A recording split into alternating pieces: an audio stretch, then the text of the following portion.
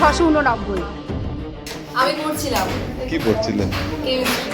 Chemistry মানে তুমি already শুরু করে দিয়েছো নেক্সট স্টেপের জন্য? হ্যাঁ। মানে এই যে এত বড় একটা রেজাল্ট হলো। মাধ্যমিকে দুর্দান্ত সাফল্য মাথাভাঙার সৃজা দেবনাথের।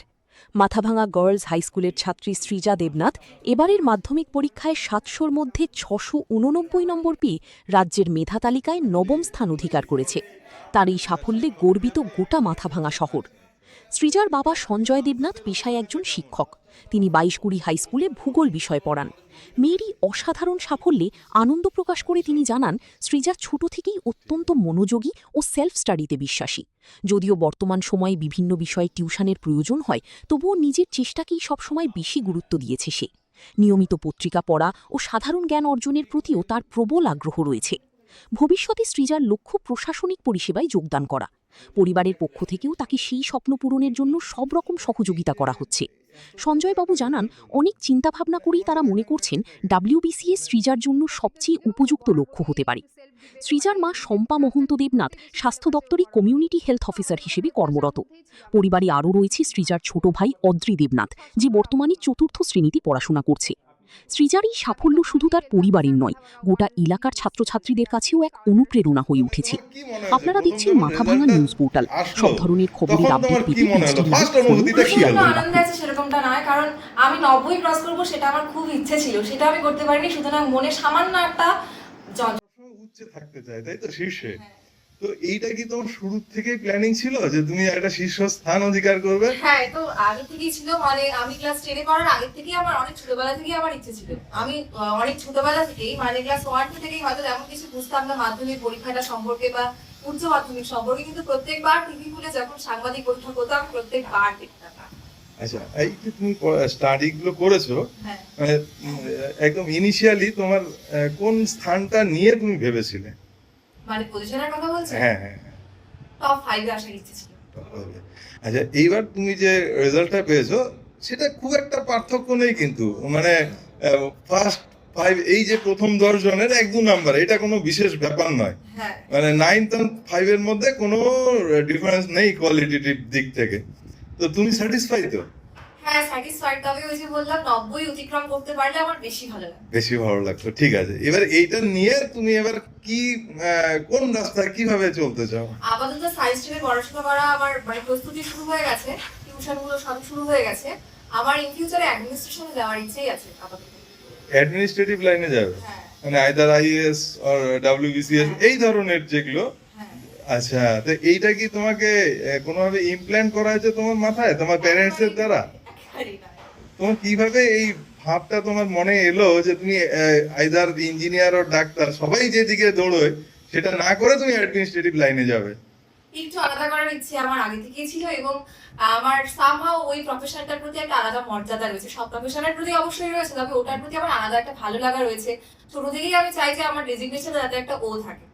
আচ্ছা, তো একটা প্যারাডাইম শিফট বলে একটা বিষয় আছে। তুমি কি একদম ইনিশিয়ালি মানে ক্লাস 1-2 থেকেই এত সিরিয়াস, নাকি হঠাৎ করে তোমার মনে হলো যে না? কোন ক্লাস থেকে সেটা? না না, আমি ছোট থেকেই পড়াশোনা করি, ছোট থেকে। আচ্ছা, তোমার প্রাথমিক যে পড়াশোনাটা সেটা কোন স্কুলে হয়েছিল? সারদা শিশু বিদ্যালয়। আচ্ছা 6th অবধি আমি করেছি। আচ্ছা, সেখানকার যে শিক্ষকরা তোমাকে শিক্ষা দিয়েছেন, আদার দেন এই একাডেমিক শিক্ষা ছাড়া ওখানে কিছু সংস্কৃতি, কিছু ভারতীয়, সেইগুলো তাদেরকেও কিছু তুমি এই ক্রেডিট দিতে চাও আজকে যে এখানে এসছো? অবশ্যই, তাদের ক্রেডিট তো অবশ্যই রয়েছে। আচ্ছা ওটাই তো আমার ভিত্তি। আচ্ছা, এইবার এই যে স্কুল তুমি যেখান থেকে এই মাধ্যমিক উত্তীর্ণ হলে, সেই স্কুলের নাম? Mathabhanga girls high school. সেখানকার যে শিক্ষিকারা, তাদের জন্য তুমি কি প্রচন্ড বলছো? সহযোগিতা করেছেন ওনারা, প্রত্যেকে আমাকে প্রচন্ড সহযোগিতা করেছে। আচ্ছা, তোমার যে ক্লাসে ক্লাসমেটরা ছিল হ্যাঁ। তাদের সাথে সম্পর্ক কি ছিল? ঈর্ষার সম্পর্ক না, নাকি? একেবারেই নয়, খুবই ভীষণ বন্ধুত্বপূর্ণ সম্পর্ক ছিল আমাদের প্রত্যেকের মধ্যে। আচ্ছা তখন আমরা সেভাবে কম্পিটিশন ফার্স্ট সেকেন্ড, আমার সেকেন্ড গার্ড যে আমাদের, তার সাথে আমার সব থেকে ভালো সম্পর্ক। আচ্ছা সকলের সাথে ভালো সম্পর্ক, তার সাথে আমার ভালো সম্পর্ক। আচ্ছা, আমরা দুজনে কম্পিটিশন করে পড়েছি, তবে ফ্রেন্ডলি কম্পিটিশন। তোমার extra curricular activities other than main education কি ছিল? আমি গল্পের বই পড়তে ভালোবাসি, আর তাছাড়া আমি গান শুনতে বেশ ভালোবাসি, অনেক আগে গানও করতাম। গল্পের বই বলতে কি ধরনের? গল্পের বই বলতে আশাপূর্ণা দেবী, আচ্ছা আশাপূর্ণা দেবী মেইনলি। আর শেক্সপিয়ারের ট্র্যাজেডি অফ শেক্সপিয়ার যেটা বাংলায় আছে, ইংলিশটা তখন আমার বাংলা বইটা একটা কম্পিটিশনে আমি পুরস্কার হিসেবে পেয়েছিলাম, তো ওটাই করেছি। আর রবীন্দ্রনাথের কিছু কিছু পড়ি, কারণ আমি মানেটা বুঝতে পারি না এখনো পুরোটা।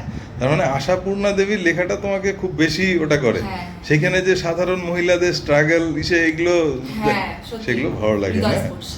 আচ্ছা, এখন এই সময়ে যেটা হয়েছে বেশিরভাগ ক্ষেত্রে পড়াশোনার সঙ্গে সঙ্গে একটা মোবাইলের কিন্তু একটা ইনফিল্ট্রেশন হয়ে গেছে এডুকেশনের মধ্যে। হ্যাঁ। একটা এডুকেশন পারপাসে ইউজ করে, আরেক দল হচ্ছে আদার দ্যান এডুকেশন, সেইটাতেই ডুবে যায়। তুমি সেই জায়গাতে দাঁড়িয়ে তুমি একটা ভালো রেজাল্ট করেছো, এটা জিজ্ঞেস করার কোনো অবকাশ নেই যে তুমি সেটাতে মজেছিলে। না, আমি হোয়াটসঅ্যাপে একটা সামান্য হ্যাঁ। স্ট্যাটাসও দিলাম না, আমার ইনস্টাগ্রামে কোনো অ্যাকাউন্ট খুঁজেও কোনো কিছু বলে। এবং বাইদি ভাই তোমাকে বলি, সম্ভবত ভেরি রিসেন্ট একটা নিয়ম হতে যাচ্ছে, 16-র নিচে মোবাইল ইউজ করতে পারবে না। হ্যাঁ। তো এখনো ওই নিয়মটা হয়নি। তার আগে যারা স্টাডি করছে তাদের কেউ হয়তো বিক্ষিপ্ত হয়ে যায়, তাদের জন্য তোমার কি বার্তা তুমি দিতে চাও সিরিয়াস স্টাডির জন্য? সিরিয়াস স্টাডির জন্য যে পড়াশোনা মন থেকে যতটুকু করার ইচ্ছে হবে ততটুকুই করতে।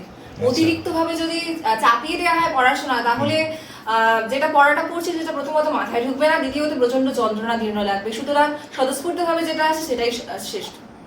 আচ্ছা আচ্ছা, এই যে পড়াশোনা করেছো, আমি তোমার বাড়ির বাইরের সমস্ত কথাগুলো এতক্ষণ বললাম। হ্যাঁ। এবার বাড়ির ভিতরে তোমার মা আছে, ভাই আছে, বাবা আছেন, হ্যাঁ। তাদের নিয়ে তোমার কি অনুভূতি, এবং এই যে তোমার রেজাল্টটা কাকে তুমি ডেডিকেট করতে চাও?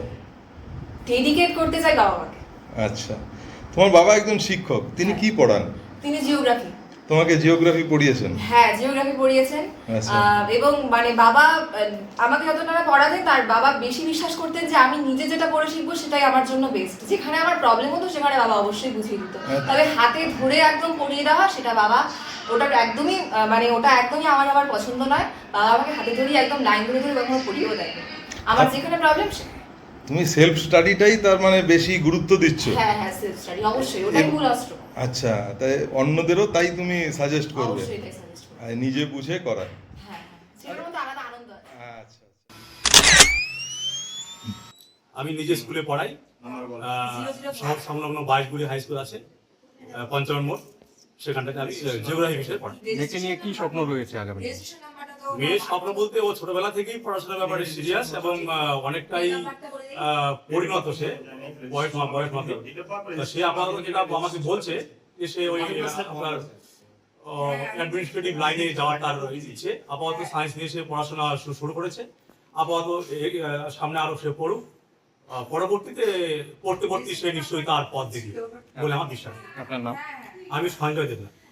কত নাম্বার পেয়েছে আপনার মেয়ে? সে পেয়েছে 689। আমাদের পরিবারের জন্য তো অবশ্যই, তার স্কুলের জন্য অবশ্যই, আত্মীয় পরিজন সবার জন্যই, সবার থেকে এটা প্রত্যাশা ছিল। তবে সবশেষে বলবো এটা আমার মাথাভাঙা শহরের জন্য, মাথাভাঙা শহর থেকে ওর প্রতি একটা প্রত্যাশা ছিল, সেটা সে পূর্ণ করতে পেরেছে। তার জন্য আমরা সবাই খুবই প্রত্যাশিত ছিল। ও বরাবরই একটু মানে নিজের কাজটা নিজে করতেই বেশি ভালোবাসে ও বরাবরই। তো আমাদের এটা প্রত্যাশার মধ্যেই ছিল, আমরা ভীষণভাবে খুশি। আপনি কি করেন? আমি কমিউনিটি হেলথ অফিসার, মাথাভাঙা 1 বিপিএসসির আন্ডারে আছি, কাওয়ারডারা সুস্বাস্থ্য কেন্দ্রে পোস্টেড। মেয়েকে নিয়ে কি স্বপ্ন রয়েছে? হ্যাঁ, ও যেটা করতে চায় আমি সেদিকেই ফোকাস করব। আমরা কোনো বাই ফোর্স করবো না। ওর অ্যাডমিনিস্ট্রেটিভ লাইনে যাওয়ার ইচ্ছে, সেটাই ও করবে ওর মতো করেই। আমি শ্রীজার বাবার কলিগ, মানে একই স্কুলে আমরা চাকরি করি। তো খবরটা শুনে খুবই ভালো লাগলো।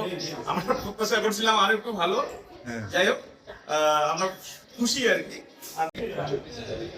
আশাবাড়ির প্রতিবেশী শুনলাম, শোনার পর এলাম, আনন্দে এলাম, খুশিতে এলাম যে সাক্ষাৎ করে যাই। আপনার পরিচয়? আমার পরিচয় আমি বিশ্বজিৎ বর্মন, মাথাভাঙা কলেজের অ্যাসিস্ট্যান্ট প্রফেসর। আমার নাম রথীন্দ্রনাথ রায়, আমি টিটুই, ছোটবেলা থেকে হাতে গোড়া আমাদের।